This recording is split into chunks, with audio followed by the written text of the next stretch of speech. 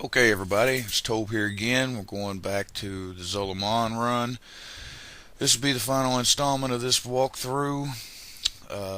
We've just down the trash up to the fifth boss in Zolomon. I can't think of his name right now.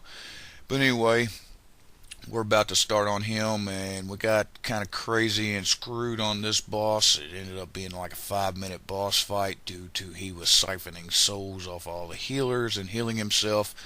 I was beginning to wonder about 3/4 of the way through the fight if we was ever going to kill him. But anyway, let's get into the fight, and I'll explain things as we go along. This guy has two ads that come up with him. I wanted to CC the healer and kill the other ad, but the hunter didn't see it that way, so if you can CC both ads, that's better. But if you can't, then just go ahead and CC one and kill off the other one first. Right now, he's doing spirit bolts. The boss is. He's siphoning the soul, and he just happened to be taking it off of me. What he does when he's siphoning the soul, he gains the abilities of whoever he's siphoning the soul off of. And there you see a heal and consecration, so I got to move him out of that. He is siphoning my soul at the moment, and I think, yeah, maybe I don't know who that is. The undead guy's gonna die in this fight, and because he wasn't paying attention, he was standing in the consecration. He did say later on he was sorry and didn't mean to. The CC got broke there. Hunter finally gets the ad reach frozen. Basically, he's just going to keep doing this throughout the fight. Siphoning the soul, occasionally does spirit bolts. But it's pretty simple fight. There's the spirit bolts again. Like I said, we're down one DPS in this fight, and looks like he's siphoning off the hunter now. Yeah, he is.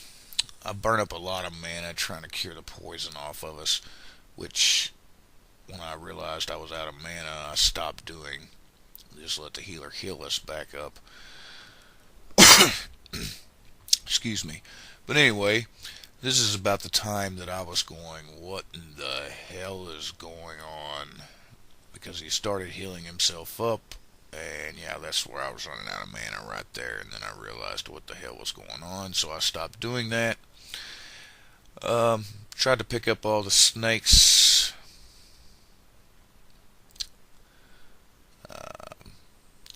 There he is healing again, which is driving me insane. I gotta move him out of consecration because I'm standing in consecration again.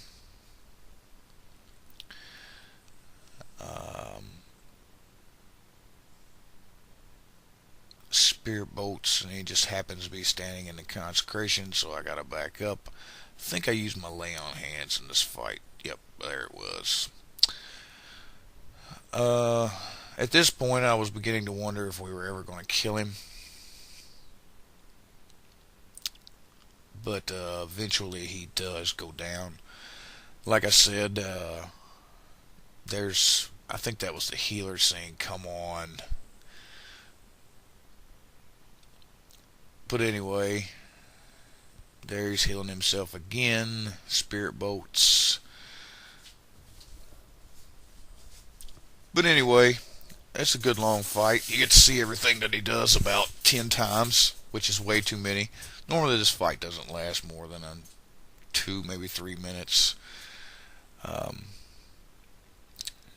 he is healing again because he's siphoning off of me. Dropping consecration everywhere.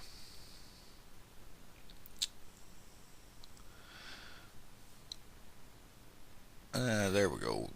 People finally started interrupting other than myself. I think the ad's back up right now. We get him CC'd down again. Hunter retraps him.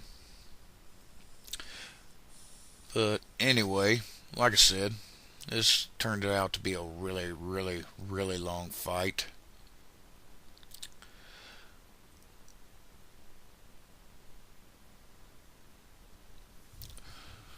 But it's pretty much just, in my opinion, it's a tank and spank fight once the CC is up and going. Yeah, we finally started draining him down now. Alright, he's pulling off the hunter again, so I tried to keep him still, but somehow or another I still launched the trap. But like I said, he just siphons the soul off of one of the players and gains all their abilities, so, no big deal. There I was trying to taunt a snake back off the healer.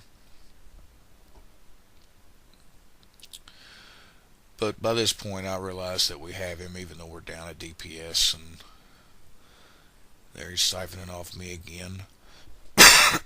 Excuse me again. But anyway, there he is going down. We get the interrupt on the heal. I got to move him out of the consecration yet again. And there, finally down. Alright. Now, there's just a couple of little odd and end guys between here and the last boss. So this isn't going to be a really long ordeal.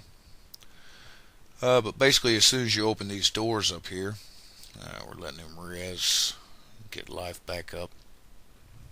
There's going to be a ton of little ads that come running in, bunch of little orcs. Yeah, the hunter got impatient, I think, and opened up the door. Yep, there he goes. But anyway, there you see all the little ads coming in. Basically, this is just big AoE. Just AoE down everything that comes this way. They die pretty quickly because I think they're just regulars. They're not even elites. So you down all this, and then we'll run around here and run up the stairs to the last boss.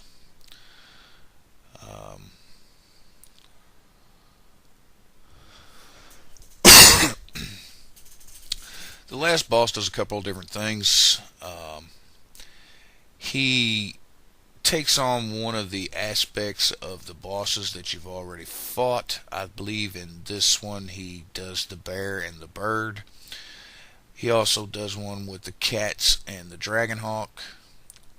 But I'll explain it as we go here on the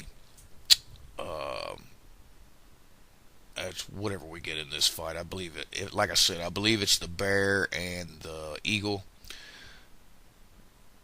The bear is just like the first bear that we fought. He does the little charge thing, and if you get charged, you need to move closer to the tank, and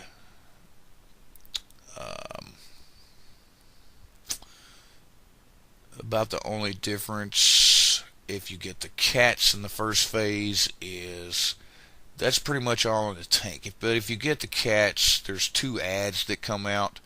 The DPS ought to be downing the ads first, in my opinion. Yes, we get the bear. So, as we get the bear, I just back him up here by the steps. I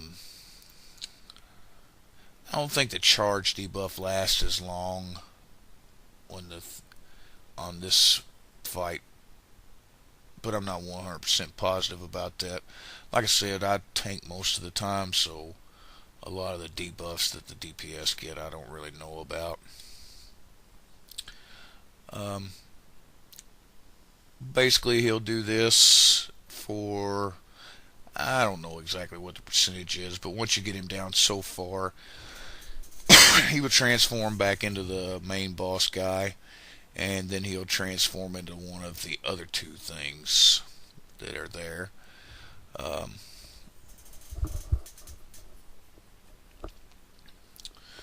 Basically, there he is. Here comes phase, I guess it would be 3. This is where he pulls in the eagle.